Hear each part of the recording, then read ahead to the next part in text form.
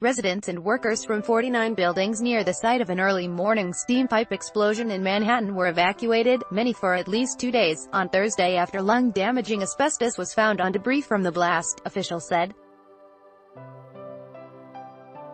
The blast at the start of the morning rush hour near the sharply angled Flatiron building in bustling Midtown opened a giant crater in the street creating an urban geyser that sent a vapor plume into the air for hours.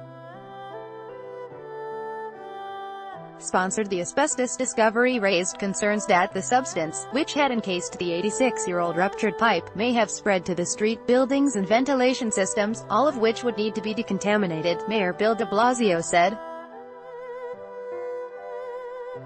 "Now that we know there's asbestos present, we're not going to cut any corners," de Blasio told reporters at the scene.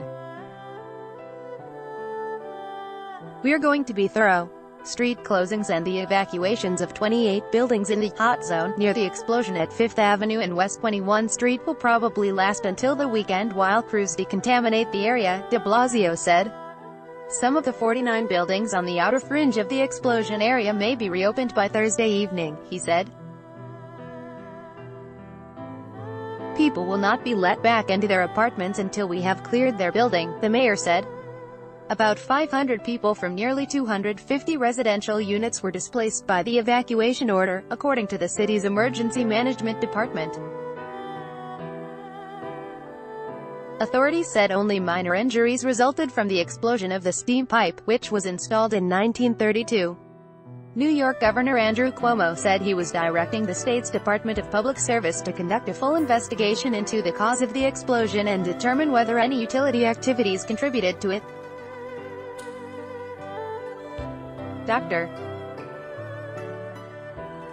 Herminia Palacio, Deputy Mayor of Health and Human Services, said the main health risks were from repeated exposure to asbestos fibers, rather than brief, temporary contact.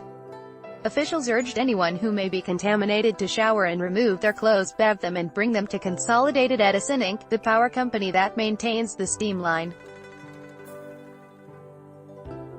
The blast may have damaged other subterranean lines in the vicinity that carry water, gas and electricity, all which have been shut down until repairs are done, Fire Commissioner Daniel Nigro said.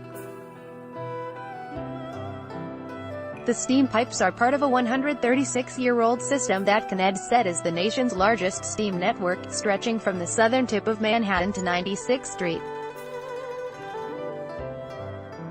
Although the blast and the resulting street closing snarled vehicular traffic in the immediate area, other commuting disruptions were minimal. Reporting by Peter C.K., Tika Vetanadze and Diana Kruzman, editing by Scott Malone, Jonathan Otis and Richard Chung.